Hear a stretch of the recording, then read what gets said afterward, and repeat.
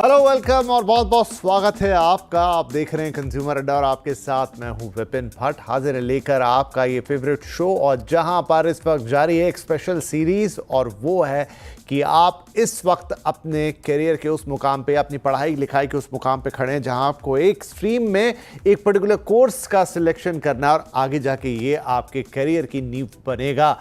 12th का result आ चुका है। बहुत सारे स्टूडेंट्स इस समय इसी कश्मकश में हैं कि अब मैं कौन सा पर्टिकुलर कोर्स करूं, क्योंकि इस वक्त कोर्सेज की इतनी ज़्यादा भीड़ है, इतना कन्फ्यूजन है, इतनी टेंशन है कि भाई ये लें कि वो लें, आज जो कर रहे हैं वो कल रिलेवेंट होगा कि नहीं होगा। और अब तो इतनी सारी बातें सुनाई देने लग गई हैं और इतना कुछ है जो बहुत ही फास्ट मूविंग है। ऐसे में कन्फ्यूजन होना लाजमी है। कुछ पहले से सोच भी रखा था तो चार लोग आके ये कह देंगे कि नहीं, अरे ये तो किसी काम का नहीं, आप तो ये कीजिए। ऐसे में हम आपका कन्फ्यूजन लगातार दूर कर रहे हैं।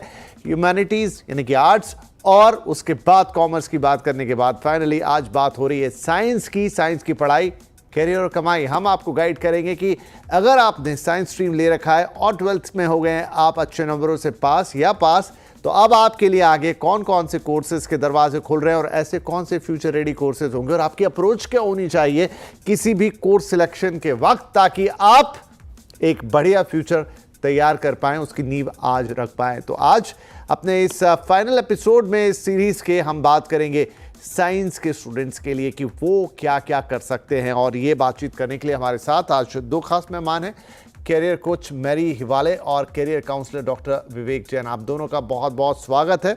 राइट, तो मैरी आपसे हम शुरुआत करते हैं। देखिए, जब आर्ट्स की बात होती है एक अलग अप्रोच होती है, कॉमर्स की बात होती है डिफरेंट।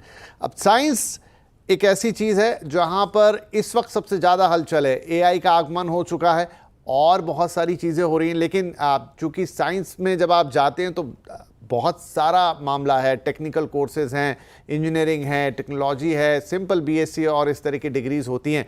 तो नीचे से लेकर ऊपर तक एक बहुत बड़ी लैडर है। अब कौन सा बच्चा कहाँ रखेगा अपना कदम, that is a different thing. लेकिन अभी अगर मैं सारी स्ट्रीम्स के कंपैरिजन में बात करूं जिस वक्त में हम बैठे हुए हैं, क्या साइंस सबसे ल्यूक्रेटिव ऑप्शन हो सकता है या सबसे ल्यूक्रेटिव स्ट्रीम हो सकती है? Alright, so thank you for inviting me. And अगर जो मैं इस career की बात करूँ तो I am a career coach by profession, and I usually believe that no field is a wrong field, right? So even if you are into arts or science, they could give you a better opportunities. But when we talk about getting into science, right now it's much more demanding. सो हम demand की जब बात करते हैं तो science को हम divide करते हैं तीन पार्ट्स में, that is a core modules, non core modules, and then getting into alternative emerging courses. So core जो ट्रेडिशनल मेथड्स ऑफ कोर्सेज होते हैं, जैसे कि बीए हो गया, बीटेक हो गया, आपने आर्किटेक्ट कर लिया, प्योर साइंसेस कर लिया in physics, chemistry, mathematics, stats, या तो फिर आपने बैचलर्स इन प्लानिंग कर लिया। But those students who are not looking for के उनको ट्रेडिशनल कोर्स में नहीं जाना है, what they would prefer is getting into a non core programs. Now, non-core programs is mostly into BSc data science, or maybe getting into robotics, or getting into astronomy, actuarial sciences. काफी सारे लोग आजकल actuarial sciences को पसंद करते हैं, applied mathematics को पसंद करते हैं. We can opt for something which is more into aviation, electronics and instrumentation. और जिनको ये है कि साइंस तो ले लिया बट हमें अभी साइंस नहीं करना है परसू, so surely they can offer the courses which is beyond engineering, and I always say that it's a interdisciplinary. So you can get into BBS, BMS, integrated, or you can go for design technology, game designs, or you can go for something into finance, analytics. And आजकल students designing के courses भी काफी prefer करते हैं, so that is industrial product, fashion, communication, or maybe getting into BARC, interior designing.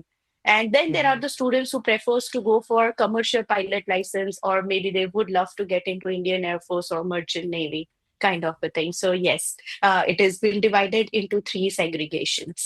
Right, यहाँ पर doctor Jain, मेरा एक थोड़ा सा कंसर्न ये है कि अभी जितना फास्ट मूविंग इन्वायरमेंट है, अब हम भी नहीं जानते एग्जैक्टली भविष्य में क्या होगा, लेकिन जिस तरीके से रोज़ बातचीत हो रही है कि आने वाले समय में चीज़ें ऐसे बदल जाएंगी, एआई के इम्प्लीमेंटेशन से ये हो जाएगा, वो हो जाएगा।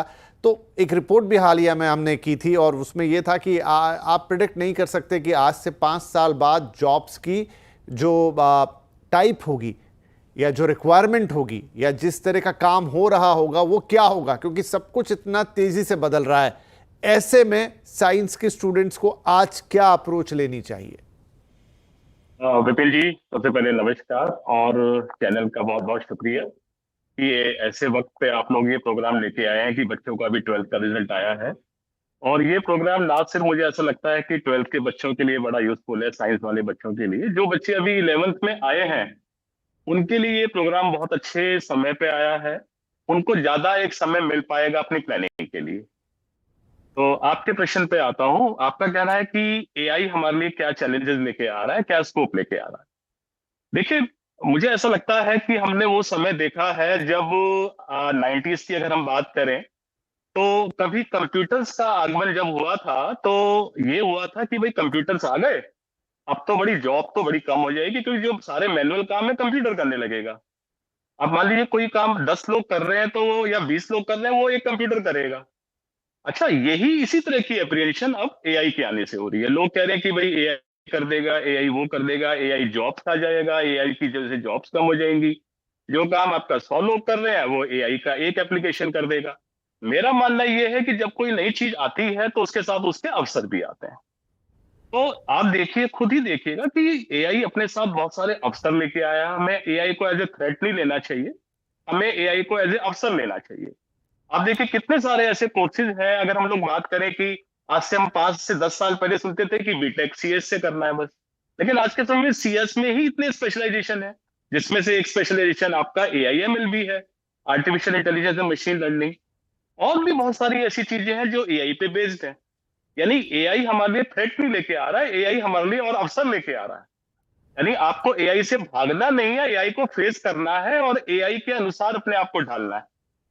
और एआई के जो बिल्कुल लेटेस्ट कोर्सेज हैं, जो न्यू एज कोर्सेज हम कहलाते हैं, तो एआई में हमें वो काम करने हैं, है ना। जैसे फॉर एग्जांपल हम एक छोटा सा एग्जांपल लेते हैं कि हम घर बैठे आज, आपका भी बच्चा या छोटा सा बच्चा, आप उसको बोलिए कि एक छोटी सी एक पिक्चर बना दे और उसमें इमेजिनेशन से ये मुझे शो करना है, तो बेटा फौरन जनरेटिव एआई की मदद से वो आपकी पिक्चर बना देगा, है ना। तो जनरेटिव एआई की मैं एक एग्जांपल की बात कर रहा हूं। तो आज के समय में एआई से क्या नहीं हो सकता, मुझे ऐसा लगता है कि एआई हमारे लिए अवसर लेके आएगा। और मुझे ऐसा लगता है कि एआई अभी थोड़ा सा वीक मोड में है। अभी एआई में बहुत इंप्रूवमेंट्स आने हैं। अभी एआई एक स्ट्रॉन्ग एआई बनना है, तो लेकिन एआई मुझे तो पूरा लगता है कि अपॉर्चुनिटीज का भंडार लेके आएगा एआई आने नो वाले डाउट, समय आई एम एग्री विद में। यू और सर कि एआई को हमें ग्रैब करना चाहिए, एआई को हमें आत्मसात करना चाहिए। राइट।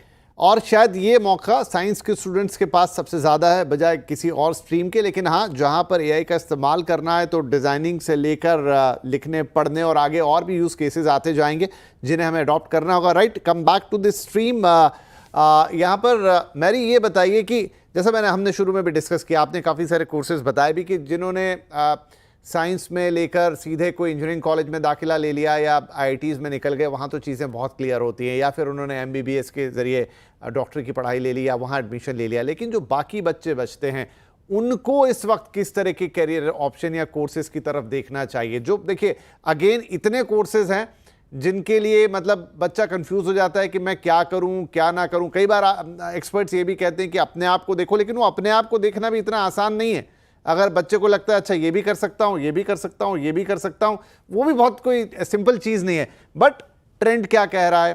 कोई 8-10 ऐसे कोर्सेज जहां पर आपको लगता है कि इनकी सस्टेनेबिलिटी रहेगी थोड़े समय तक या 10-15 साल तक?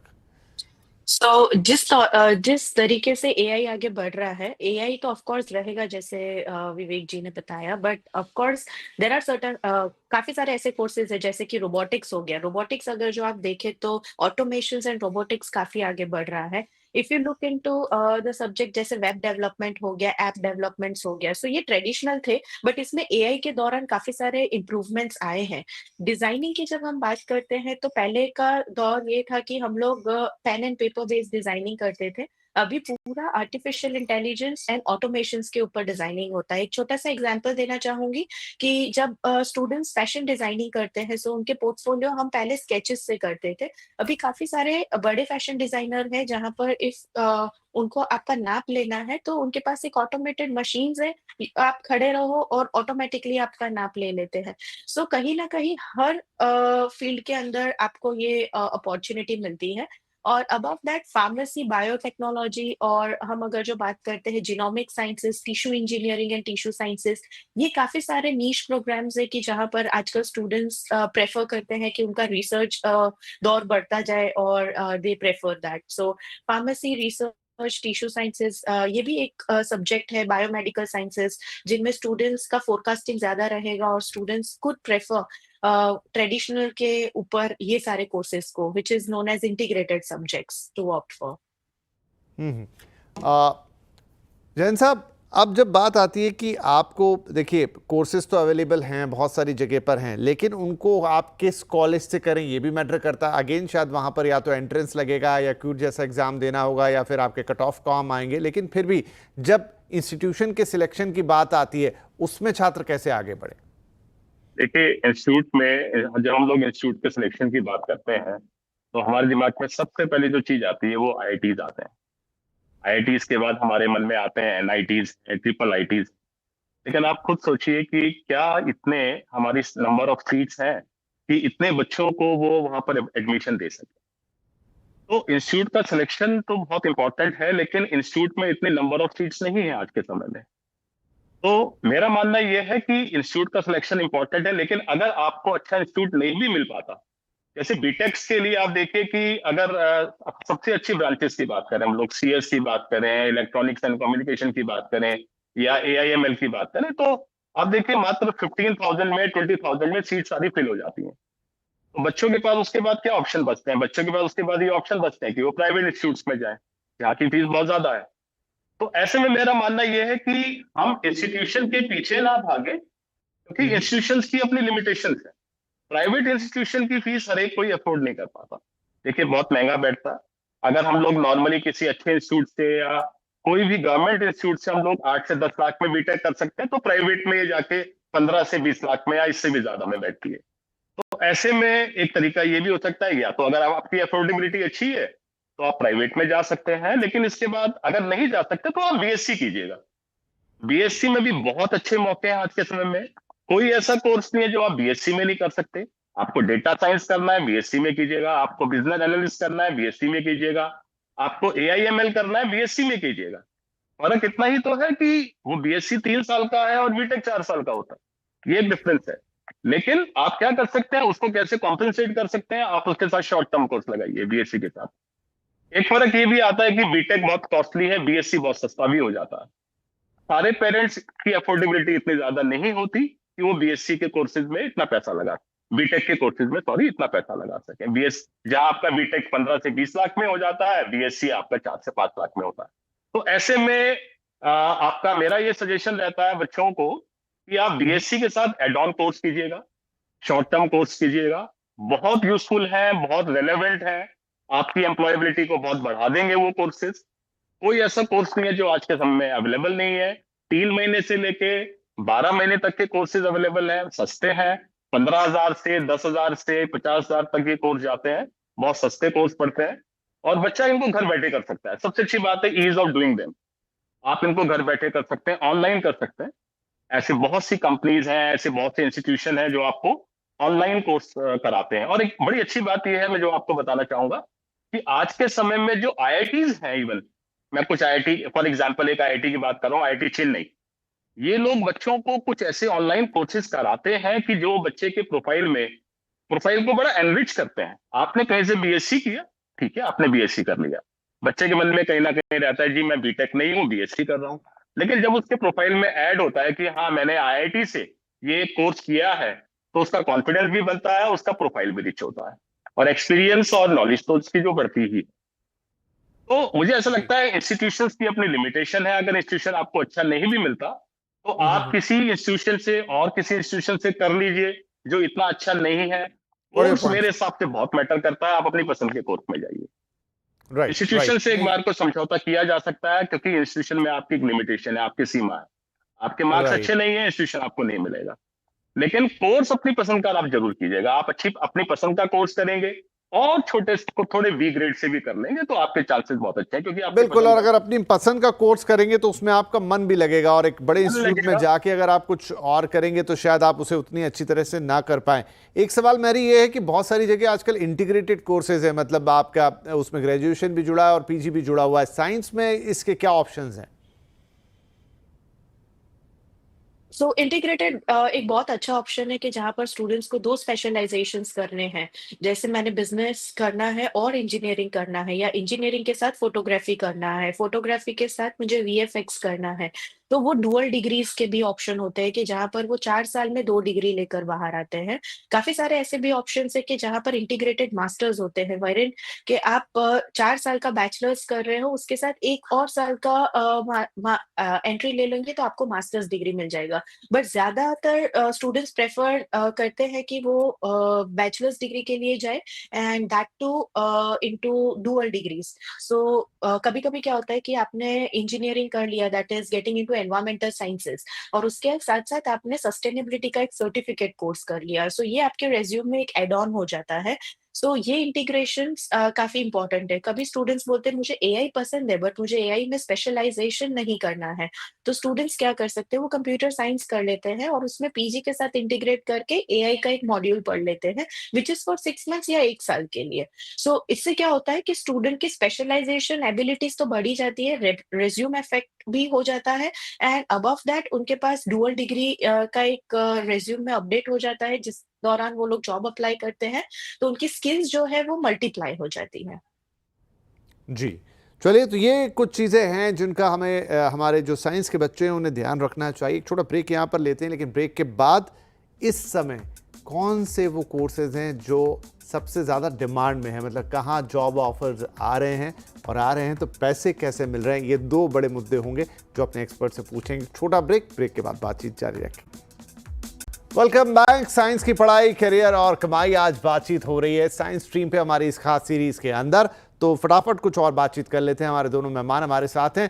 तो डॉक्टर साहब ये बताएं मुझे, जैन साहब, कि अब इस वक्त अगर हम साइंस स्ट्रीम की बात करें, अदर देन इंजीनियरिंग ही मैं पूछूंगा, वहाँ तो ठीक है जिस तरह के ऑफर्स और आते हैं, कौन से लोगों की डिमांड ज़्यादा है, किस तरह के कोर्स करने वाले लोगों की डिमांड ज़्यादा, और कैसा पैसा ऑफर हो रहा है? देखिए, मेरा ये मानना है इस बारे में कि आज के एक वर्ड मैं यूज करूंगा, रेलेवेंस। अगर कोई भी कोर्स आपका रेलेवेंट है प्रेजेंट मार्केट डिमांड के हिसाब से, वो सारे कोर्स बहुत अच्छे हैं। वो कोई भी कोर्स हो सकता है। तो relevance is the key word in that. जो भी आपकी एम्प्लॉयबिलिटी बढ़ा दे वो कोर्स बहुत अच्छा हो सकता है, पहली बात।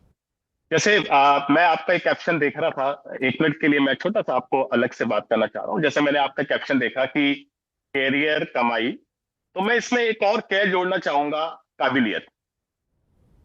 मुझे ऐसा लगता है कि अगर आप किसी भी कोर्स को करने की आपके अंदर काबिलियत है, आपको स्किल्स लेनी पड़ेगी उस कोर्स को करने में। कोई भी कोर्स जिसमें आपने एक्स्ट्रा स्किल्स आपने कहीं से गेन की है, आपने उसको पढ़ के, उसको प्रैक्टिस करके, उस पर प्रोजेक्ट्स करके, उस पर रिसर्च करके, तो सारे कोर्स का अगर रेलेवेंस है आज के समय, वो सारे कोर्स बहुत अच्छे हैं। कोर्स की कोई लिमिट नहीं है। नंबर ऑफ कोर्स की मैं बात करूं तो बिजनेस एनालिटिक्स बहुत अच्छा है, डेटा साइंस बहुत अच्छा है। अगर मैं डेटा साइंस की अगर आपको बात बताऊं, तो डेटा साइंस में आज के समय में बहुत अच्छा स्कोप है। मैं फॉर एक एग्जांपल के तौर पे ले रहा हूं कि अगर डेटा साइंस क्या है कि आप क्या करते हैं कि जो बहुत ही जो डेटा है उसको एनालाइज करना, उसको इंटरप्रेट करना, और जो कॉम्प्लेक्स प्रॉब्लम्स है उनको सॉल्व करना। और हमें इसमें चाहिए क्या, मैथ्स के साथ साथ अगर हमारे कंप्यूटर स्किल्स है तो बहुत अच्छा रहेगा। हाई पेइंग जॉब है, बहुत ज्यादा, बहुत अच्छी सैलरीज हैं।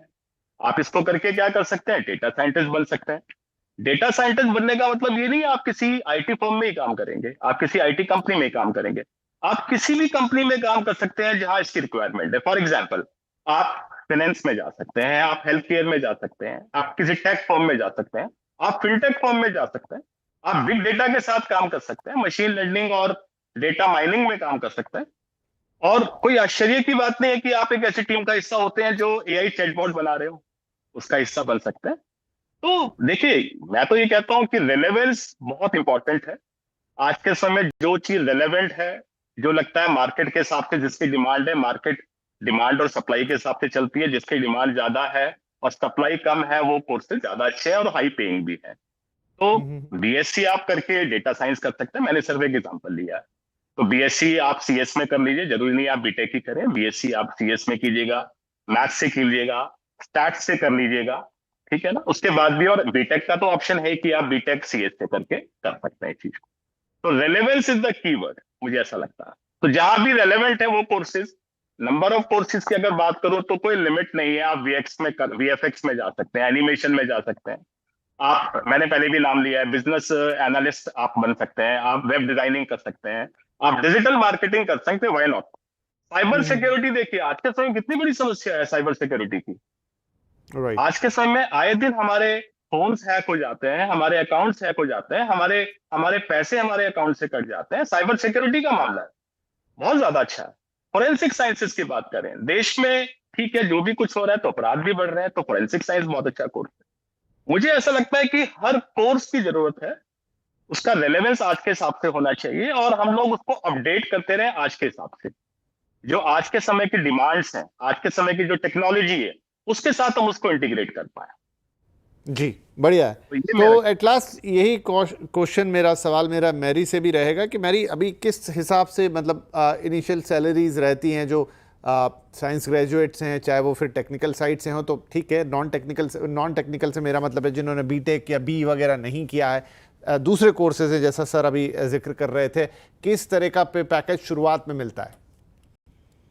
ये पैकेज जो होते हैं वो डिपेंड करते हैं कि हम कौन सी कंपनीज में काम करते हैं। जैसे आप कोई भी टीयर 2 जोन्स में काम करते हैं, जैसे टीयर 2 सिटीज में काम करते हैं, तो सैलरी पैकेज कहीं ना कहीं it would be 8 lakhs to 10 lakhs और may be 12 not lakhs। The bad, moment not you bad go, जी। आप टीयर 1 सिटीज में जा रहे हैं, मेट्रोज में जा रहे हैं, तो यही पैकेजेस आपके डबल हो जाते हैं। सो दैट गोज कि आप 12 लाख से 24 लाख तक का पैकेज इस दौरान एक्सपेक्ट कर सकते हैं। But I would agree sir के साथ कि इट इज वेरी इंपॉर्टेंट कि पैकेज की ओर ना देखते हुए, इट इज इंपॉर्टेंट कि स्टूडेंट्स उनकी काबिलियत पे देखें, उन्हें देखें कि उनको इंटरेस्ट आ रहा है कि नहीं। एंड देन सैलरी पैकेजेस तो वेरी होंगे हर फील्ड के अंदर।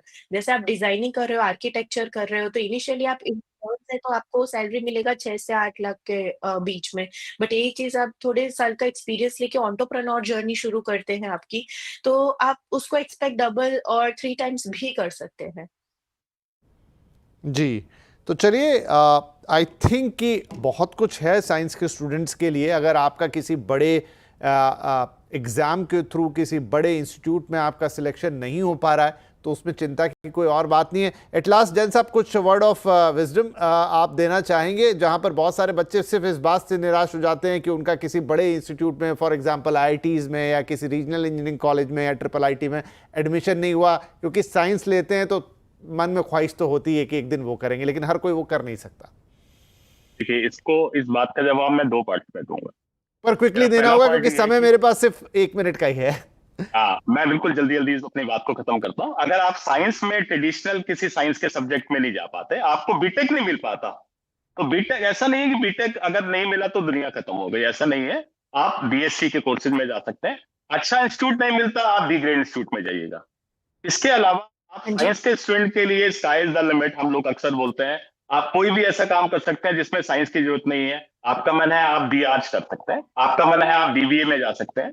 बीबीए के लिए मैं आपको एक चीज बताना चाहूंगा, इंटीग्रेटेड आईपी मेट जैसे एग्जाम्स हैं जहां इंटीग्रेटेड प्रोग्राम इन मैनेजमेंट कर सकते हैं।